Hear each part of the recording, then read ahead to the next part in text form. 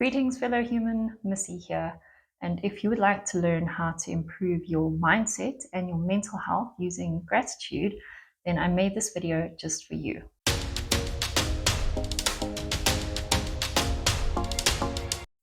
I'd like to start off by sharing with you how I started my gratitude practice and how incredibly helpful it was in my life. A couple of years ago, I was really struggling with anxiety and panic attacks, and I was seeing a psychologist for that. And it was pretty early on in therapy, so things were still pretty rough. And he said to me one day that maybe I should start a gratitude journal. And I found this the strangest thing because, I mean, here I am, and I'm like, dude, it feels like there is a bear behind me all the time, ready to eat me. It feels like it lives under my bed at night and it wants to eat me then too.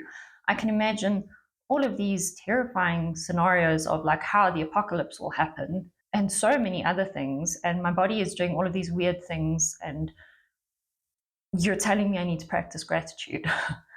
And he put it the funniest way as well. He said that I had lost the ability to see the wonder of the world. And in that moment, I thought that was so strange as well. But he was absolutely right. And it was absolutely the right thing for me at that time in my life as part of recovery from anxiety.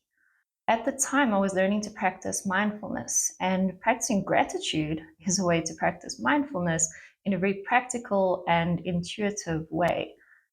And very briefly, what is mindfulness? It's just learning to be present in the moment that you're in instead of focusing so much on the past and the future, just being with what is here and now. So, very skeptically, I took his advice and I started a gratitude journal. And what this looked like for me was just bullet points of things that I was grateful for during the day. And before I started this, I thought that I was a pretty grateful person. I was very grateful for therapy at the time. I knew that a lot of people didn't have access to that, didn't have financial means for that. I was grateful for the home that I lived in. I was grateful for the people around me. I was grateful for food and water, all of those things. But he encouraged me to look for the tiniest things to be grateful for in that specific day. And that's what I started to do. As time went on and I learned to really focus in on all the small things to be grateful for in a day, my lists got longer and it actually got so much easier for me during the day to be with those moments instead of just sort of thinking back on them at the end of the day and remembering, oh, wait, that was nice or that was nice. And I have such vivid memories of those things way back then that I was grateful for. Stroking a horse, feeling how the fur felt, feeling the warmth, and having that wonderful smell. And don't tell me horses are stinky. If you know, you know, horses have an incredible smell. I started to notice the sound of my loved ones' voices and how just hearing their voices made me feel. And I remember so intensely going walking with a friend one morning at that time. And it was very early, and there were so many spider webs in between all the long grass, and dew had formed on them overnight. And as the sun was rising, it was sparkling on all of these dewdrops, on all of these spider webs. And I just felt this massive sense of gratitude that I was seeing this. And those are the type of things that I'm talking about that I started to notice, really small things. And I was so much more able to be in those moments instead of focusing so much on all the things I was worried about in the future and focusing on things that had happened in the past. I was able to be in the present. Over time, I stopped journaling. I stopped bullet pointing down all the things I was grateful for every day because it had just become such a part of my everyday life, of being in the present and savoring those moments, feeling gratitude for them. In the past, I'd used my gratitude journal to look back on really difficult days, to the days where things were a little bit easier and there was a lot more to be grateful for, a lot more than I could find. And nowadays, it's a lot easier to do that without needing something to physically look back on. I have memories that are so strong and so vivid that are like anchors when it's a difficult time. Now, all of this is going to make a lot more sense as I start to explain how to practice gratitude. But I also just wanted to share that I did share this with somebody just recently, like in the last couple of weeks, hoping that it would help them because they were going through a really hard time. And they shared with me about a week later that the results were almost instant for them. And they'd actually had a really good week journaling down all of the things that they were grateful for. And then when they did hit a really, really difficult day that felt like a setback, they told me that in the past, the old them would have turned one day of a setback into a terrible week and felt absolutely awful about it. But instead, they looked back at all the good days that they'd had and they focused on that and knew that good days were coming again. Before we continue with anything, I just want to say that if you have listened to me speaking about gratitude and you are currently in a space where you know that what I'm saying makes sense, but you don't feel it, you're looking around you and you know that there are things to be grateful for, but you just don't feel that inside you. You just feel heavy and you feel overwhelmed and you feel like things are just too much.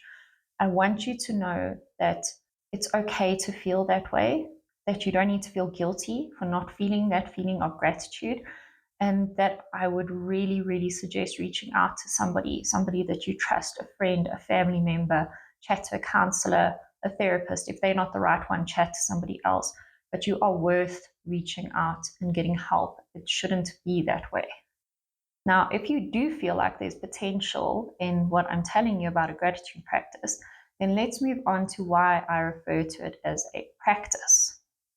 If you think back to when you were really small, maybe you remember, maybe you don't, and maybe you've seen this with a child, but when we learn to write, we don't just instantly know.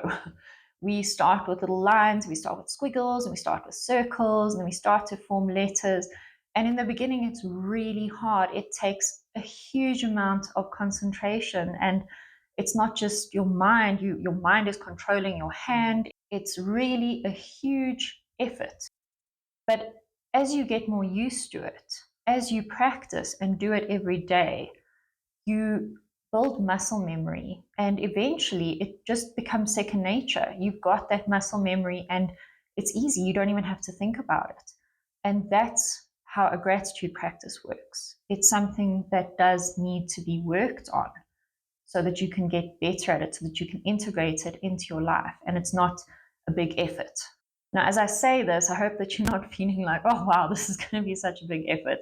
It's really not. It can be a very small amount of time you spend on it every day. As long as you put in that little bit of effort, the results are going to be incredible. And I'm going to explain a little bit later how to do that. But first, I want to explain why I call it a mindful gratitude practice. So, as I said before, mindfulness is all about being with what is here, being with the present moment. So, the first thing to focus on with this type of mindful gratitude practice is the present and not the past or the future. Now, it's absolutely fine to look forward to something in the future. Maybe there's a big event coming up. Maybe you're really excited about something. That anticipation is really good. And maybe you have wonderful memories of the past. Those are amazing to hold on to. And there's nothing wrong with spending some time with those.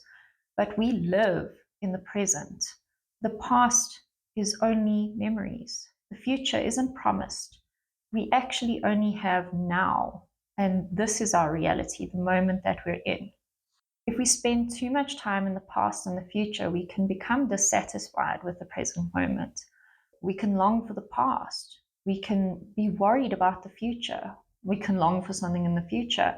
And that really does take away from being with what is here now, from living your life right now. So it's fine to use the past to encourage you for the future, and it's fine to get excited about the future. But the goal of this type of gratitude is to look for things to be grateful for in the here and now. Take the example of somebody facing job instability. That person might be longing for the past, longing for a time where things felt safer and more stable. Or that person might be so worried about the future and creating all of these terrible future scenarios in their head of things that might happen. Or they might just be living for the future where They're hoping that things all work out. And either way, they're missing out on the present moment, life as it is. And that's not to say that they can't feel stressed and worried, but in that moment, it's a good idea to do what you can to mitigate the situation. And sometimes there's nothing you can do, and it's just a case of waiting. But while you wait, to focus on the things to be grateful for. And in that scenario, maybe it's having the money to go to the doctor when you're sick. Maybe it's having a home. Maybe it's having support of people around you, encouraging you and saying that it's okay. No matter which way things go, they'll be there for you. Maybe it's having a pet cuddle with you and comfort you. The goal is just not to get stuck in the past or the future, but to actually find gratitude in the moment, whether that's got to do with the experience or whether it hasn't. The next thing to focus on is your subjective experience and not your experience compared to anybody else's experience. Now, I'm going to take myself as an example here. Being visually impaired, I could think to myself, wow, I wish that I could see better. I wish I had completely normal vision and I could drive a car, or I could have had the opportunity to go into a different field. I know when I was little, I remember wanting to be a vet, and at one stage, I remember wanting to be a pilot. And those doors are closed to me currently as things stand with my visual impairment. And I do remember at one stage when I was a little bit older and I did realize the doors that were closed to me, I would tell people that I wanted to be a pyrotechnics expert, which things go boom, just to get people to stop asking what I wanted to be, because that's a very annoying state in your life where everybody's, what do you want to be? What do you want to be? What do you want to be? So, sorry, tangent. The other thing that I could say to myself is, oh, well, you know what? It could have been worse. And people have actually said this to me. And yes, you know what? It could have been worse. But I do face a lot of challenges, even though my vision could be worse, things could be even worse for me. The challenges that I face are very real to me, and I don't need to compare them to anybody else, because if somebody hasn't lived my life and experienced what I experienced, then they don't know. So that's not helpful either. Comparing your experience to somebody else's and thinking, well, you know what, it could have been worse. What I can focus on is my own experience. So I can focus on, if I look outside the window, I can see the blue of the sky. I can see the colors of flowers. I can see the green of the grass. I can see my computer and my phone screen well enough with some accessibility features to be able to do what I need to do. And I'm not saying that people with worse vision than mine can't do those things, but these are the things that I'm talking about as my subjective experiences of my life as it is that I'm grateful for. It boils down to being with your own experience, finding gratitude in that, and not wishing you had what somebody else has, or looking at somebody else and thinking, wow, you know what, I'm really glad I'm not that person. Building on the last point, with this type of mindful gratitude practice, it's important to not invalidate your own feelings. You are allowed to feel what you feel. And I'm going to give another example from my own life for this one. If you know me, I'm a very positive, generally happy, bubbly person. And I was going through a really, really hard time in my life. And I did open up to somebody reasonably close to me about it. And their response was, chin up, be positive, other people have it worse. And I just crawled back into my little shell and went and thought to myself, well, maybe I do need to just snap out of it. Maybe I shouldn't be feeling these things that I'm feeling. And that was not helpful in that moment. I did need to learn that what I was feeling was valid and it was okay to feel those things, and that I was not ungrateful for feeling them, because that's sort of the impression that I got from what this person said, is that, sure, you should be a little bit more grateful. And I understand that that person really didn't mean harm with what they said. Maybe it's something that was said to them their whole life. I don't know. But I know that it wasn't meant with ill intent. But What I need you to know, and I wish somebody had been there in that moment to tell me this, is that you are allowed to feel what you feel. It doesn't make you ungrateful. You are the one who lives in your body. You are the one who lives with your thoughts. You are the one with your experiences. And nobody else can tell you how to feel. And we can't control what other people are going to say to us, but we can control what we say to ourselves. So, regardless of what anybody is saying to you, I'm telling you what you're feeling is valid. It's okay. It does not make you ungrateful. But the thing is, we can feel more than one thing. We humans, we complex. And I mean, how incredible is that? You can feel sad and you can feel grateful at the same time. You can feel anxious and you can feel grateful at the same time. So that's the point of this. It's not to invalidate how you're feeling. It's not to say that you're not grateful if you feel a certain thing, but we can feel something and still find gratitude, even if it has nothing to do with what we're feeling. An example of this type of mindful gratitude is a little while ago, I had to go for a minor op. And I went through all of those moments of feeling, why me? And feeling afraid and all of those things. And I allowed myself to feel that. But I also looked for things to be grateful for. Gratitude for the support network I had. Grateful that I would have somebody with me almost the entire time to look out for me and make sure that I was okay. Gratitude for a good doctor. So basically, finding gratitude in the moment, but also giving yourself compassion and kindness for the way that you feel, not invalidating those feelings. The last thing to focus on for this type of mindful gratitude practice is everything and anything and everyone, and that includes yourself. Now, here again, I want you to think about a little child. They experience everything with such wonder. Everything is new to them. And this is the type of gratitude that is so powerful. If we can start experiencing things and pretending we're experiencing them for the first time, we notice things that we otherwise wouldn't notice. If you think about the world around you, think of the sunset, think of the colors that you see in that. Think of your favorite song, of the sounds, of the lyrics, of the instruments, and the way that it makes you feel. Think about water coming out of a tap. What a miracle! That water comes out of a tap and you can use it. Think of the way that your favorite food looks. Think of the smell and the taste. Waking up in the morning and being able to see, to hear, to smell, to taste, to touch, to stand on your legs and walk, to be relatively pain free. And I hope that at least one or two of these are true for you. Those are things to be grateful for, to marvel at every day. How incredible. And then if you think about noticing things about other people, maybe it's a message to check in on you. Maybe it's the sound of their voice. Maybe it's a hug. Maybe it's encouragement that they give you.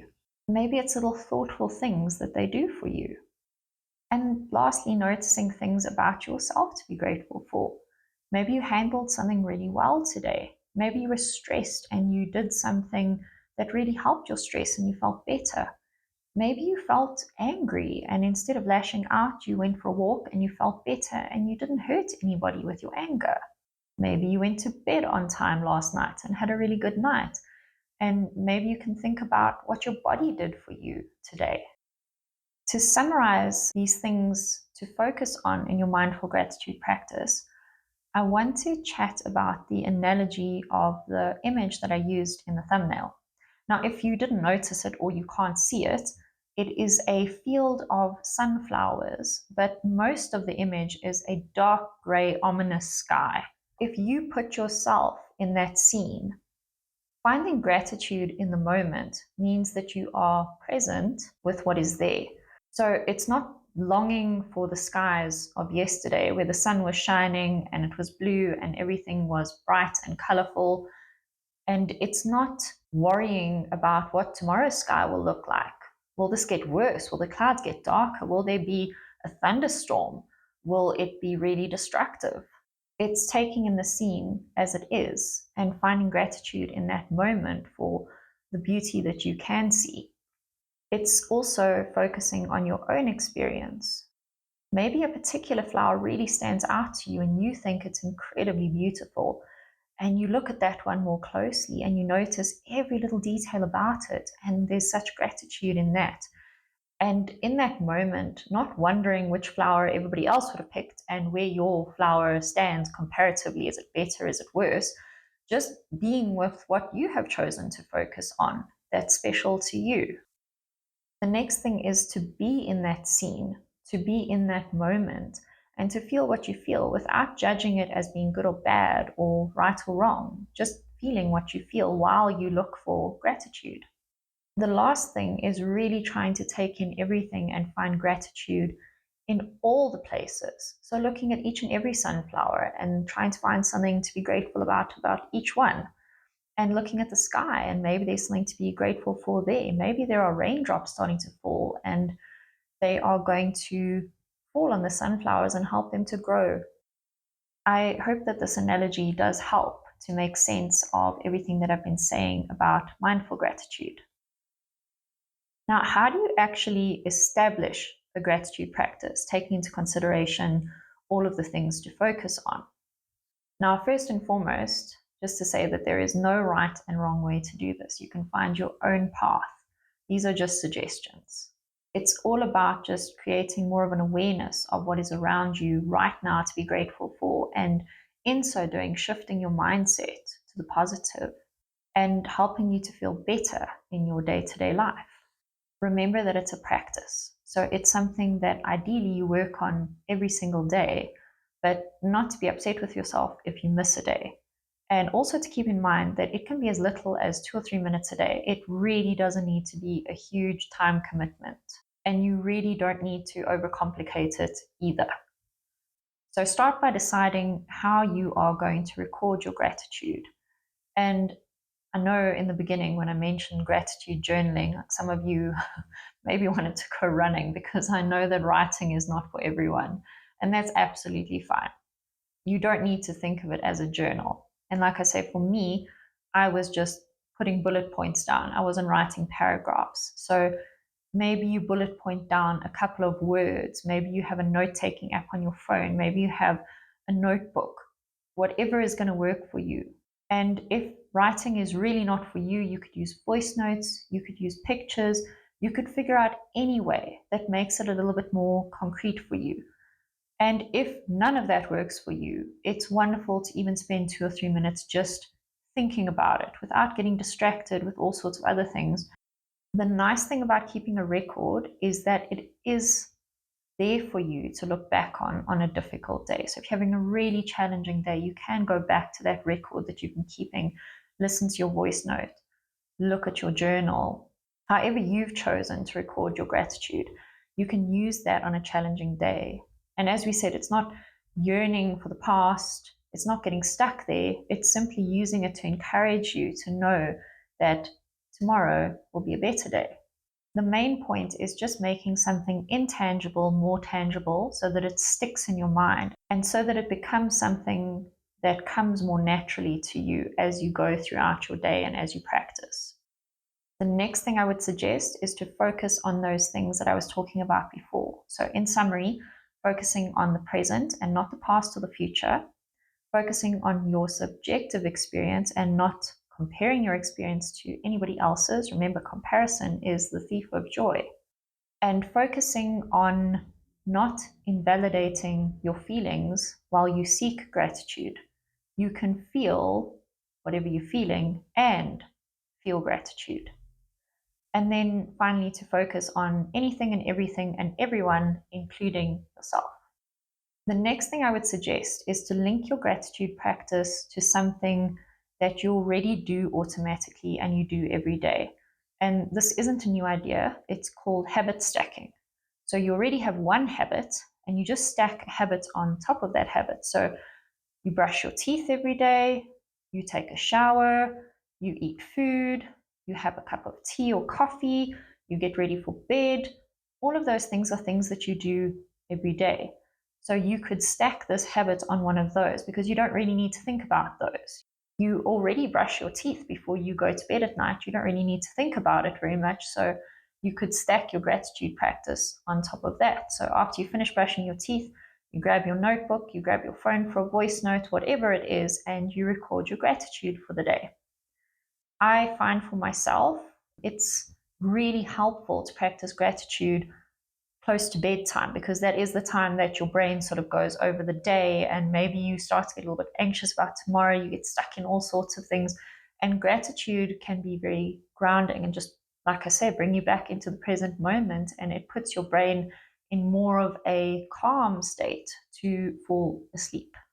As you do this, you will gradually find yourself noticing moments in the day and really being in those moments and savoring them. And as time goes on, those moments will become more and more, and you will see more and more of them, and you'll experience more and more of them. And at some point, maybe you'll let go of the recording, and that's absolutely fine, because the goal is awareness. The goal is being mindful and grateful in the moment. All that that means is that you've built that muscle memory. You now have a gratitude practice that's integrated into your life, that is a constant thing for you, and that's always there for you to reach for. It's so natural to you. If you're feeling grateful for anything today, big or small, I would love to hear about it in the comments if you feel comfortable, and I know that other people would love to hear about it too. If you gained anything from this video, please leave a like, and if you would like to see more from me, please subscribe. And if you're interested in working with me as your life coach, I turn warriors into warriors, and there's a link to more information in the description box below. Until next time, remember that you, fellow human, can improve your mindset and your mental health with your own gratitude practice.